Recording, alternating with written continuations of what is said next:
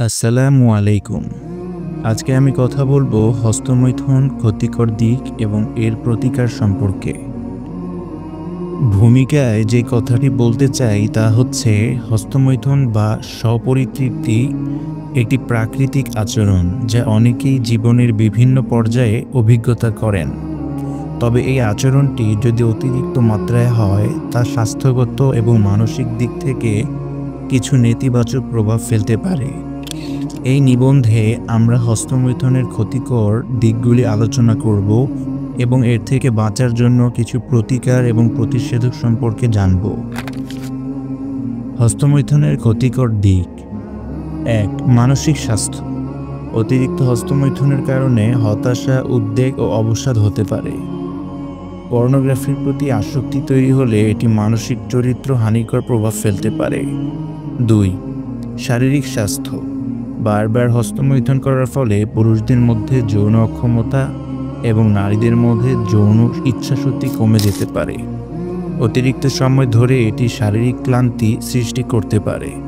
৩. সামাজিক জীবনে প্রভাব। হস্তমৈথুন যদি নেশার মতো হয়ে যায় তবে তা ব্যক্তির সামাজিক জীবনে বিচ্ছিন্নতা সৃষ্টি করতে পারে। পারিবারিক ও সম্পর্কের সমস্যার সৃষ্টি হতে পারে। ৪. কর্মক্ষমতার উপর প্রভাব। কাজের প্রতি মনোযোগ কমে যেতে পারে, ফলে কর্মক্ষেত্রে ফলপ্রসূতা কমে যাওয়ার আশঙ্কা থাকে। হস্তমৈথুন থেকে বাঁচার জন্য কিছু প্রতিকার এবার আমি আপনাদেরকে বলছি। ১. স্বাস্থ্যকর অভ্যাস গঠন। প্রতিদিন উপযুক্ত নিয়মে ব্যায়াম করুন। এটি শরীর ও মনে শক্তি প্রদান করে। সঠিক খাবার গ্রহণ করুন যা আপনার শরীরের জন্য পুষ্টিকর হবে। ফল ও সবজির প্রাধান্য দিন। ২. আত্মশৃঙ্খলা। নিজের আচরণে নিয়ন্ত্রণ আনুন। প্রতিদিনের রুটিনে সময় নির্ধারণ করুন এবং সেই অনুযায়ী চলতে চেষ্টা করুন। নেগেটিভ চিন্তাভাবনা থেকে দূরে থাকুন। ৩. পরিশ্রান্তি কমান। বিভিন্ন মেন্টাল স্ট্রেস কাটাতে মেডিটেশন এবং যোগা করুন। এটি আপনাকে মনোযোগ ধরে রাখতে সাহায্য করবে। বই পড়া, সঙ্গীত শোনা অথবা নতুন কিছু শেখার চেষ্টা করুন। ৪. বিশেষজ্ঞের সাহায্য নিন। যদি হস্তমৈথুনের সমস্যা গুরুতর হয়ে যায় তাহলে বিশেষজ্ঞের সাহায্য নিন। মনোচিকিৎসক বা কাউন্সিলর আপনার চিন্তা ভাবনায় গতি আনতে সাহায্য করতে পারেন। ৫. নতুন শখ বা আগ্রহ তৈরি করুন।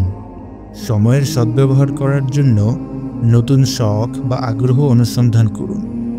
এটি আপনার মানসিক দৃষ্টিকোণকে পরিবর্তন করবে এবং আপনাকে নতুন অভিজ্ঞতায় নিয়ে যাবে। উপসংহার: হস্তমৈথুন একটি সাধারণ আচরণ বলে ডাক্তাররা বলে থাকে। অতিরিক্ত এবং আসক্ত হলে এর ক্ষতিকর দিকগুলো দেখা দিতে পারে।